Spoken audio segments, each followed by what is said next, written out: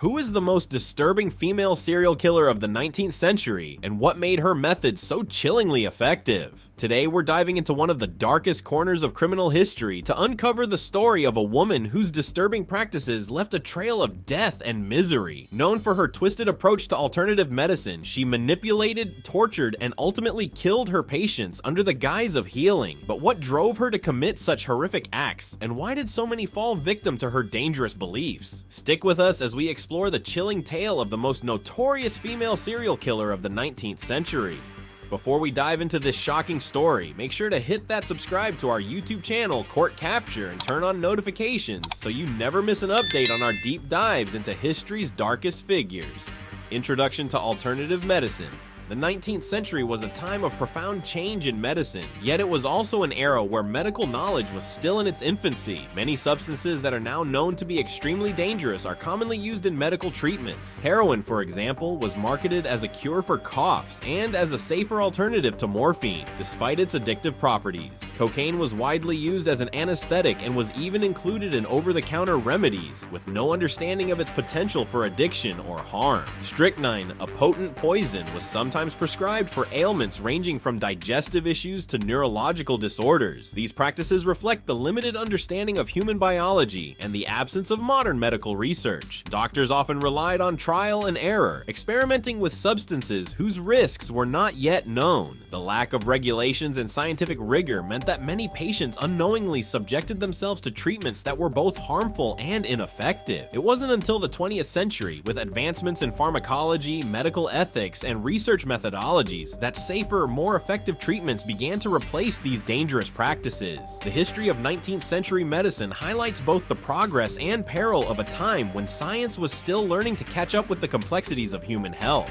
Linda Hazard's background. Hazard, originally named Linda Lauren Burfield, began her medical career in Washington State, where she took advantage of a legal loophole that allowed alternative medicine practitioners to operate outside the scope of modern regulations. She gained attention for promoting therapeutic fasting, a controversial method that claimed fasting could cure a variety of ailments, from obesity to chronic diseases. Hazard opened a sanitarium in Washington, where she treated patients by putting them on extreme fasting regimens, often under strict supervision. Even though her methods were widely criticized and condemned by the medical community, she continued to build a following among those seeking alternative treatments. She authored several books advocating fasting as a powerful healing tool, and her ideas attracted some followers who believed in the promise of natural, unregulated remedies. However, her practices raised serious concerns, as many of her patients suffered severe health complications or even died from starvation under her care. Hazard's disregard for medical ethics and patient safety led to legal action and the eventual closure of her sanitarium. While her ideas were controversial and dangerous, her influence on alternative medicine during the early 20th century cannot be understated, as she helped pave the way for the rise of unregulated health practices. Wilderness Heights. Hazard opened a facility called Wilderness Heights, where she implemented extreme fasting regimens as part of her controversial treatment methods. Patients were subjected to severe calorie restriction under Hazard's supervision, with the belief that fasting could cure various ailments. While some patients reportedly survived the ordeal, many others perished from the effects of starvation,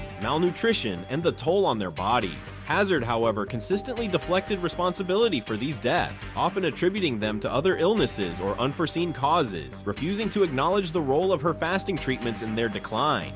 Locally, the hospital became infamously known as Starvation Heights due to the frail and emaciated appearances of many of its patients, who were visibly weakened by the extreme deprivation they endured. The name became synonymous with suffering, as the facility's reputation spread for all the wrong reasons. Hazard's sanitarium, despite the death toll, continued to attract patients desperate for alternative medical care. Many of these individuals were drawn in by her persuasive writings and the allure of her unregulated so-called therapeutic approach. However, the facility's grim reality, marked by broken bodies and untold suffering, was a stark contrast to the promises of healing that Hazard presented. Her patience and death.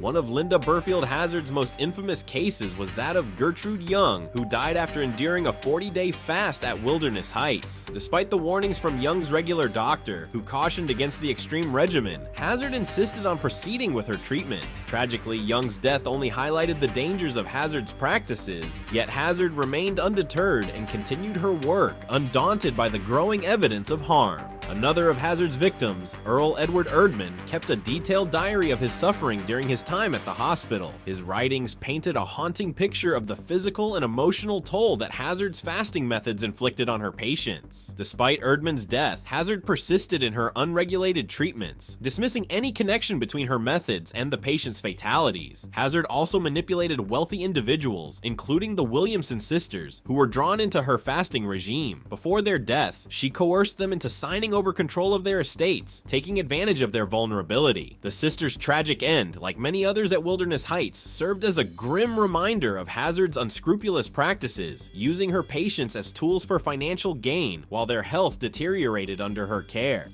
Legal consequences. In 1911, Linda Burfield Hazard was arrested for the murder of Claire Williamson, one of her wealthy patients who had died after undergoing her extreme fasting treatments. The subsequent trial exposed the horrifying reality of Hazard's practices. Evidence revealed not only the physical abuse she inflicted on her patients, but also her financial exploitation, as she had manipulated them into signing over their estates before their deaths. The court heard testimonies from survivors who described the unbearable suffering they endured while under Hazard's care and the devastating toll her fasting regimens took on their bodies. Despite Hazard's defense that her fasting methods were legitimate and a form of healing, the jury found her guilty of manslaughter. Her conviction was a rare moment of accountability for a practitioner who had operated with minimal oversight, taking advantage of a medical system that had not yet fully regulated alternative therapies. Hazard was sentenced to a short prison term, but the severity of her punishment did not match the widespread harm she had caused. Her case, however, did serve as a wake-up call, prompting greater scrutiny of alternative medicine practices and laying the groundwork for future medical regulations aimed at protecting vulnerable patients from similar exploitation. Later life. After serving her brief prison sentence, Linda Burfield Hazard moved to New Zealand, where she continued to practice her controversial and dangerous methods of fasting. Operating illegally, she faced legal consequences for her actions, eventually being fined for her unlicensed medical practices. Despite this, Hazard's obsession with promoting her ideas remained unshaken. In the years that followed, Hazard returned to the United States, where she opened another facility offering her extreme fasting treatments. However, her second operation was short-lived. In 1935, the facility mysteriously burned down, marking the end of her medical endeavors. Shortly after the fire, Hazard passed away, her life and career ending in obscurity. Though she had faced legal and public opposition, Hazard's legacy remained as one of the most notorious figures in the history of alternative medicine. Her unethical practices, including physical abuse, financial manipulation, and the deaths of numerous patients, left a lasting scar on the medical community. She became a symbol of the dangers of unregulated alternative treatments and a reminder of the potential for exploitation within the field. Despite her claims of offering healing, Hazard's life ended as a tragic cautionary tale of how far medical malpractices can go when unchecked. Thanks for watching. If you found this story chilling, don't forget to like, comment, and subscribe to our YouTube channel, Court Capture. Stay tuned for more true crime tales and historical mysteries. See you in the next video.